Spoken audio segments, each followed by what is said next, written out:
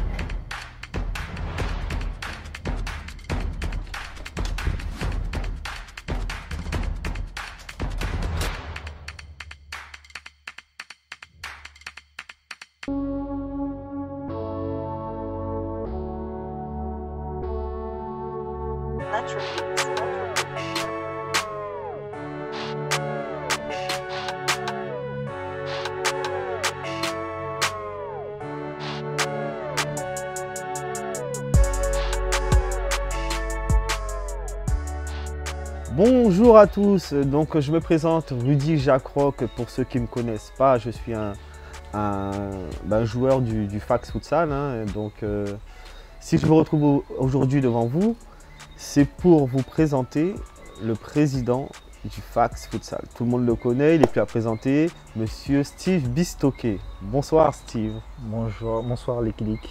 Comment vas-tu? Je vais très bien, je me déconfine à dose homéopathique. Super, super. Donc j'ai pu constater que pendant le confinement, vous avez créé un site internet. Donc c'est tout naturellement que je suis allé sur le site et récupérer des questions qui te sont destinées. Effectivement, on a essayé de mettre en place profiter du confinement pour uniformiser un petit peu notre présence sur les différentes plateformes de réseaux sociaux, et on a justement accéléré un projet qui était le site internet, et on l'a un peu accéléré et on a réussi à le mettre à disposition de notre communauté justement durant ce confinement. Et effectivement, depuis quelques semaines, on permet aux internautes de découvrir d'autres talents de l'association, et donc pas uniquement sur le parquet. Et c'est vrai qu'on leur a permis également de poser aussi des fois des questions, et il se trouve que je suis souvent visé par ces questions. Bon, c'est de bonne guerre. Donc c'est vrai que c'est une très bonne opportunité, ce format-là, pour pouvoir répondre à certaines questions et voir d'autres éventuellement. Donc, et j'en ai là. Ah ben, très bien. Donc on va même commencer. Donc, d'où te vient cette passion pour le futsal et depuis quand? Alors c'est né exactement au même moment de la création du championnat, du premier championnat en tout cas. Il y a eu pas mal de précurseurs, hein. Il y a Eric Davilé qui organise un tournoi pour les jeunes depuis plus de 20 ans maintenant. Il y a également M. Raymond Germain qui lui a également fait un très gros travail au niveau du futsal universitaire. Beaucoup de nos joueurs et beaucoup de joueurs actuellement sont passés par les mains de M. Germain. Et donc moi j'étais dans une commission à la Ligue guadeloupéenne de football à l'époque, et on avait l'opportunité de participer à une compétition caribéenne. Et donc il fallait absolument avoir un championnat. Donc on a sauté sur l'occasion. Mon frère et moi, on n'avait jamais joué ensemble. On s'est dit tiens, allons monter un club pour jouer ensemble. Pourquoi pas? Et bon, ce fut un échec retentissant puisqu'on a très peu joué ensemble. Mais au final, ça nous a permis de procréer ce bébé, et avec lequel on a fait quand même un sacré bout de chemin depuis. Et donc c'est de la passion pour ce sport-là. Elle a été très récente, même s'il y avait d'autres personnes qui m'en parlaient depuis quelques temps, mais je ne m'y étais pas plus intéressé que ça.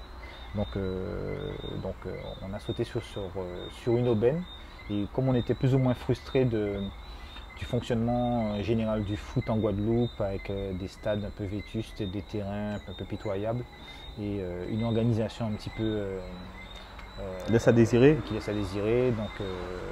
Donc on a sauté sur cette aubaine-là. On s'est dit tiens, plutôt que critiquer, allons essayer de faire mieux. Et donc voilà, avec nos faibles moyens, mais notre passion, en tout cas c'est devenu notre passion. Et on essaie de la rendre la plus communicative possible et embarquer le maximum de monde dans ce chemin. Voilà. En parlant de communication, donc c'est en fait sur le site, hein, comme je disais tout à l'heure, que j'ai pu repêcher des questions, hein, qui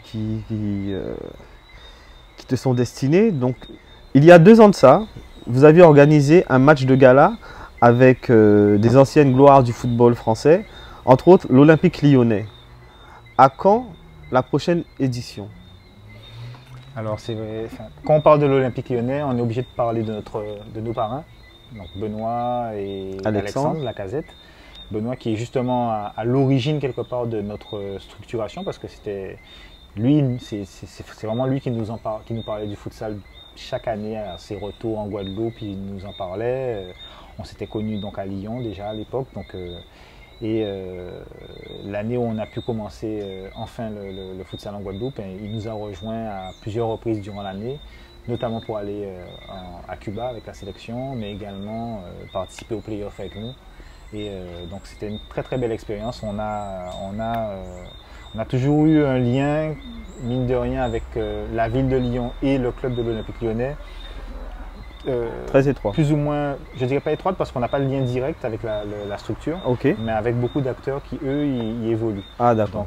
Donc c'était une très très belle opportunité. Il y a 2 ans, effectivement, on a joué avec les anciennes gloire de l'Olympique lyonnais, comme Sidney Govou, ouais. Sylvain Wiltord, Cocard, Christophe Cocard. Donc voilà, on a vraiment eu une belle brochette de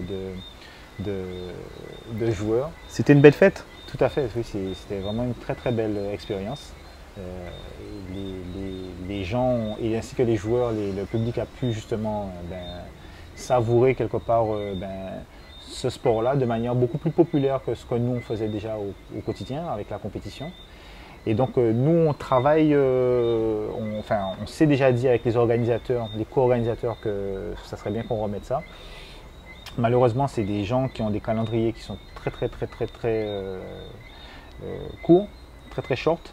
Et donc on y réfléchit, on n'a pas voulu le refaire trop tôt parce qu'on avait d'autres projets depuis et ça demande énormément d'argent. Donc ça demande également un investissement des collectivités qui parfois sont un peu durs à la détente. Donc ça on y réfléchit. Néanmoins je peux déjà dire qu'on travaille également sur une manifestation qui se fera avec, alors peut-être pas les légendes, mais avec des joueurs d'une équipe de Lyon. Et okay. Ça devrait être en septembre 2021, on travaille là-dessus. On débroussaille un peu le terrain, mais en général, quand on a des idées un peu farfelues comme ça se fait. Donc je pense que d'ici septembre 2021, on aura une belle surprise. D'accord, ok, il n'y a pas de souci, hein, on prend rendez-vous. Hein. Alors, pendant le confinement,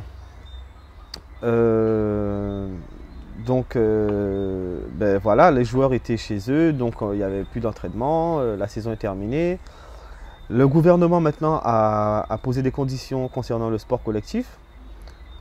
Donc Covid-19 oblige. Comment est-ce que tu vois les événements par rapport à cela? En fait, nous, on a obtempéré hein, quelque part. Ouais. On a obtempéré, on était bien obligés. Eh oui. Ça a écourté la saison, donc ça nous a privés de play-off, qui est vraiment une compétition un petit peu à part, c'est dommage. Mais c'est la santé avant tout. Donc nous, de notre côté, on s'est plus concentré sur les outils et sur l'avenir. Même si certains d'entre nous, on s'échangeait un peu quelques petites vidéos de workout, ainsi de suite. Mais le plus important pour nous, c'est d'attendre vraiment que ça se décante parce qu'on voit bien que d'un jour à l'autre, ils appellent ça un changement de doctrine. L'information que le gouvernement donne sur des autorisations de pratique ou des façons de pratiquer, ça peut changer du jour au lendemain. Ouais. Après, ça peut changer avec la préfecture. Après, ça peut changer avec... on attend de voir. Normalement, le 2 juin, il doit y avoir vraiment une annonce. On verra si on peut s'entraîner à moins de 5, à moins de 10, à moins de 20, à moins de 30. On verra. Et à ce moment-là, on est relativement loin par rapport au début de saison de l'année prochaine. Mais on aimerait bien un peu pouvoir toucher au ballon d'ici juillet pour pouvoir se retrouver déjà, se retrouver autour de ce qui nous anime, à savoir le ballon. Donc voilà, donc des structures comme le Palais des Sports du Gosier n'attendent que ça, qu'elles seront très contentes de nous revoir. J'imagine. Et nous aussi. On a besoin également de ça pour pouvoir finaliser notre recrutement et pouvoir tester également des joueurs. On va y venir. Donc nous, on est plus dans l'attente d'avoir une information qui sera claire et définitive plutôt qu'à chaque fois chercher la petite faille. Et voilà. Nous savons tous que le Fax voyage beaucoup. Pour les nommer Cleveland, Honduras, Panama. Panama, c'était tout récent, ça. Il y avait déjà le Covid. Hein. On est passé vraiment entre les gouttes du filet. Entre les gouttes du filet. Entre les mailles du filet. On aura je t'offre les droits d'auteur. Et donc du coup, alors en mars 2019, vous avez organisé une croisière dans laquelle vous avez accosté en Martinique pour rencontrer notamment l'Edifax Martinique. Et donc la question est la suivante: à quand une sortie nationale ou internationale avec la Faxmili au complet? Donc on inclut la team Wanted, IMUS, Mashup, Inclusive, Pictures. Ça c'est une question d'OTD, ça. C'est pas Tracy, je crois. C'est une question de Tracy. Ah, très bien. Ben, c'est très compliqué d'envisager tout ça, parce que l'an dernier on est quand même parti à plus de 40. C'est énorme. Hein. C'était énorme. On sait déjà que sur certaines destinations, on nous a déjà réclamé certains de nos prestataires. Donc on aimerait bien en fait pouvoir s'exporter, mais ça a un coût et il faut justement pouvoir supporter ce coût-là. Donc nous, ce que je peux dire par rapport à ça, c'est que déjà le Ledifax Martinique et le Ledifax Guadeloupe, elles ont pu se voir ne serait-ce qu'une journée, mais elles n'étaient pas toutes au complète. Donc nous, on aimerait vraiment pouvoir leur offrir cette année l'opportunité de se rencontrer et de voyager ensemble. Donc c'est-à-dire qu'elles ne soient ni l'une ni l'autre des sections chez elles, donc éventuellement dans la Caraïbe ou ailleurs. Donc on va plancher sur ça. Enfin, la réflexion est déjà bien avancée. On va simplement leur proposer pour qu'elles puissent aussi être actrices et qu'elles puissent valider également si ça leur convient et si les modalités leur conviennent. Donc ça, par contre, c'est quelque chose de réalisable dès cette année. Ok. Alors, dis-moi, tu parlais de transfert tout à l'heure. Bon, la saison elle est clôturée, elle est terminée. Est-ce que vous vous êtes déjà penché sur des joueurs Non, oui, ça on y pense tout le temps. On a un DG qui observe énormément Et c'est Yuko Tacita qui observe énormément tous les matchs. C'est quasiment quelqu'un je ne pense pas qu'il y ait quelqu'un qui regarde plus de matchs en Guadeloupe que lui. Et donc lui, c'est son job. Je lui fais entièrement confiance là-dessus. On parle d'une seule voix et donc c'est sûr que oui, on a des retours de prêt, on a des joueurs. Ah, vous prêtez des joueurs également? On a réalisé des tryouts, notamment l'an dernier. Ça fait 3 ans qu'on fait des tryouts. Il y a des joueurs qui par rapport à ce que nous on disposait, ce dont on disposait dans notre effectif, n'auraient pas pu justement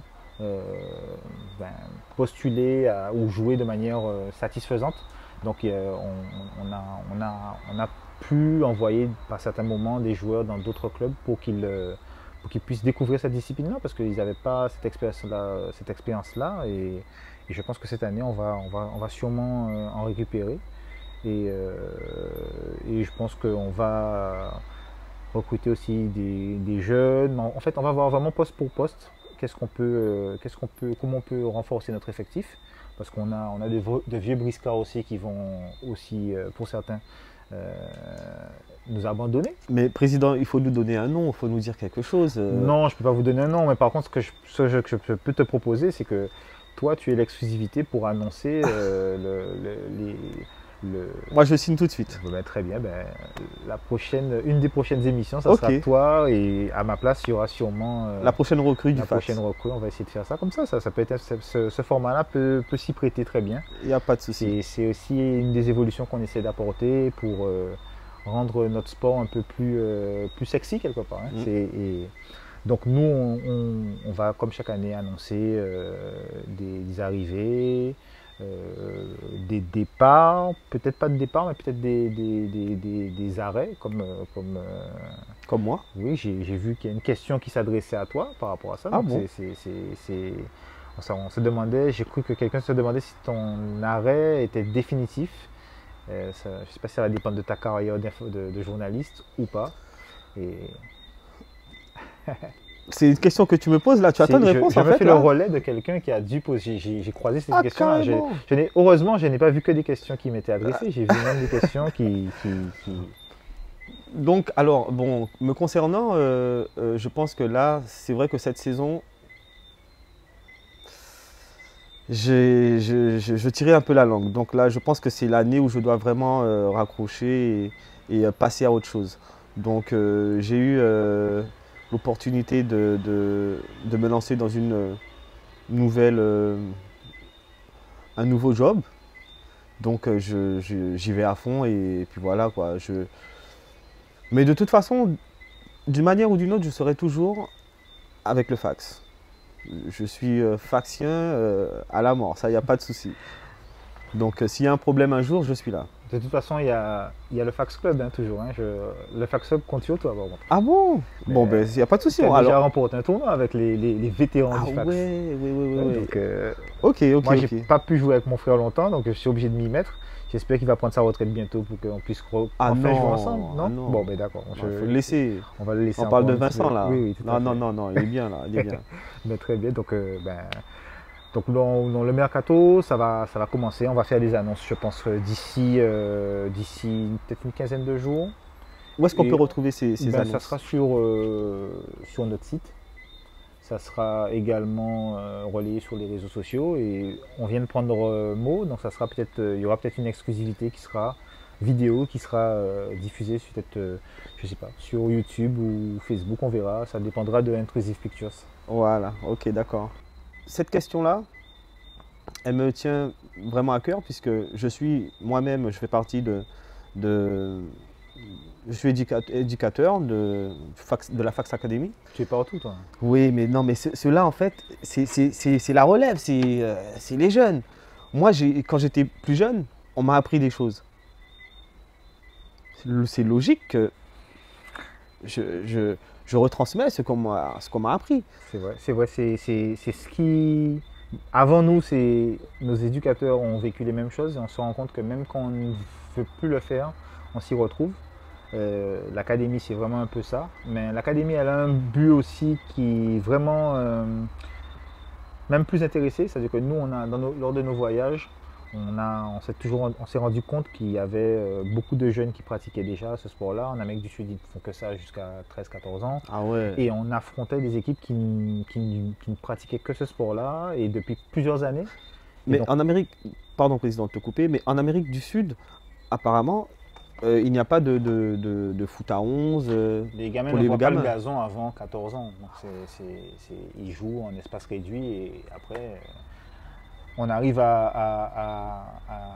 même au cliché du Brésilien qui est toujours technique, qui sait très bien jouer parce qu'en fait, ils apprennent tous à jouer sur espace réduit en futsal. Et donc, nous, on aimerait pouvoir leur proposer ça, mais ça ne dépend pas que de nous. Il faudrait qu'il y ait une masse de clubs qui jouent le jeu.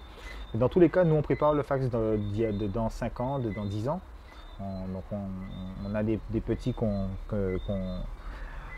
taquine un peu en leur disant que d'ici 3-4 ans, normalement, ils doivent être dans l'équipe des grands. Donc, et nous, on essaie vraiment de les formater pour ça. Après, libre à eux de pratiquer d'autres sports ou d'aller au foot, hein, mais nous, on prépare tout de suite déjà le fax de 2030. Donc, par rapport à ça, c'est quelque chose sur lequel on va appuyer encore cette année. On va essayer d'augmenter le nombre d'éducateurs, on va essayer d'impliquer un peu plus les joueurs. Combien d'éducateurs vous avez en ce moment? On oscille entre 5 et 7. Mais on a des parents quand même qui sont exceptionnels, qui donnent beaucoup de leur temps, de leur disponibilité. Il y en a qui s'investissent aussi un petit peu avec nous sur les entraînements. On a un noyau pédagogique, mais qui est très très bien épaulé par des joueurs, par d'autres éducateurs, des bénévoles ainsi que des parents. Donc ça aussi également, on va essayer de l'accentuer cette année. On s'est arrêté à environ une cinquantaine d'enfants cette année. Waouh. Donc l'idée c'est de pas trop grossir parce que ça va vraiment dépendre du nombre de personnes dont on dispose régulièrement. Ce sont des enfants de quel âge à quel âge? 4 ans à 14 ans. On peut déborder d'un côté ou de l'autre, hein. Ça peut varier. 3 à 15. 3 à 15, mais en fonction des aptitudes. Oui. Et cette année, on va essayer également de leur faire rencontrer d'autres associations, Ah ouais. pour les plus grands notamment, Ouais. pour que justement ils puissent mettre en application ce qu'ils apprennent. Et pas uniquement entre eux, mais également avec d'autres écoles de foot par exemple. Donc ça nous, c'est vraiment ce qu'on a en tête, c'est de préparer l'effectif dans 5 ans, dans 10 ans. Donc on est très content cette année. Déjà, on avait un joueur qui avait 16 ans, qui a joué plusieurs matchs avec L'équipe première. C'est l'équipe première, Kélian. Donc il a même marqué son premier but. Donc c'est vraiment quelque chose qui nous tient vraiment à cœur de transmettre. Et même si certaines années on va devoir tirer un peu la langue et parce qu'on prend le temps de les former, eh ben, derrière, la nation sera toujours derrière eux et les jours meilleurs et les titres, de toute façon, c'est par ça qu'ils viendront et notamment qu'on va se déplacer à l'étranger. Donc, nous, on s'est beaucoup déplacé pour apprendre et c'est un des enseignements qu'on a eu, à savoir former des jeunes, former au futsal très, très jeunes pour pouvoir avoir de très très bons joueurs et des artistes à la fin. Donc en fait, vous avez l'ambition de former ces jeunes-là et de les retrouver plus tard dans l'équipe des grands. Et les intégrer le plus vite possible. C'est que pour nous, un jeune qui a 16 ans et doit être armé techniquement pour au moins s'entraîner avec les grands. Donc c'est pour ça qu'on n'est pas trop motivé pour faire une équipe de U17. Une fois qu'on passe les 15 ans, eh logiquement, si le travail est bien fait, on peut normalement pouvoir au moins s'entraîner, postuler et jouer avec une équipe qui, elle est déjà plus ou moins rodée. Alors, on a parlé des hommes, on a parlé des enfants, on va parler des filles maintenant, des femmes. Donc, il y a une catégorie qui s'appelle Lady Fax. Et je sais qu'une année, elles étaient dans un championnat. Et là, il n'y a plus de championnat pour elles. C'est comment en fait? Alors on a fait un choix l'an dernier de s'inscrire dans le championnat. Ouais. Donc c'était une expérience assez enrichissante. Mais il faut savoir que nous, on a un fonctionnement au départ qui était plus éducatif, mais surtout pour qu'elles puissent s'amuser, jouer, s'épanouir. Voilà, s'épanouir. Et découvrir surtout la discipline parce que mine de rien, il n'y a pas grand monde qui pratique le futsal au niveau féminin. Ce sont beaucoup de footballeuses qui jouent en espace réduit, donc ça a le mérite d'exister. Et nous, l'an dernier, après cette première saison-là, on s'est rendu compte qu'il y avait vraiment un décalage entre nous, les aspirations de certaines de nos adhérentes, et la pratique de compétition. Donc c'est pas quelque chose qu'on exclut du tout, on va peut-être reprendre cette année. On essaie de voir en fonction des projets que nous on a et de la motivation et de nos joueuses et de celles qui veulent peut-être nous rejoindre dans ce but-là en fait, parce qu'il y a des filles qui veulent uniquement faire de la compétition, c'est quelque chose qui les motive. On va ajuster. Là, le confinement rend les choses un peu plus, ralentit un peu les choses, mais on va d'ici peut-être un mois, je pense qu'on y verra plus clair, on saura qu'est-ce qu'on fait ensemble, sachant que nous on a des propositions, comme j'en ai parlé tout à l'heure, et si ça doit passer par de la compétition plus ça sera ça. Si ça doit si on doit continuer un peu comme ce qu'on a fait, mais en mieux, on le fera également. Donc on est très attentif à ça, à leurs besoins. Maintenant, il faut juste toujours garder une cohérence par rapport à ce qu'on peut faire et ce qu'on veut faire. D'accord. Alors, Président, si une personne veut s'inscrire, veut adhérer à votre association, qu'est-ce qu'elle doit faire en fait? Ben, là, toutes les plateformes sur lesquelles elle voit les 3 lettres FAX, et en général, sur quelle que soit cette plateforme-là, il suffit de se manifester et on aura toujours le moyen de lui trouver une place, de lui faire une petite place autour de nous, que ce soit sur le terrain, que ce soit à côté, que ce soit dans les tribunes. Il y a de la place pour tout le monde. Il y a de la place pour tout le monde, il y a même de la place, et on le fait souvent, on oriente les gens vers d'autres clubs, justement pour pouvoir... la Fax Nation, ce n'est pas qu'un club de futsal, là c'est vraiment tous les amoureux du futsal ici et un peu ailleurs. Et donc nous on l'a un petit peu, on englobe un peu justement ceux qui nous ont fait confiance. Quitter un championnat pour en créer un autre, c'était vraiment aussi une belle marque de confiance. Donc c'est aussi, pour nous, tout cela aussi font partie de la Fax Nation. Donc c'est eux, on se tire la bourre, on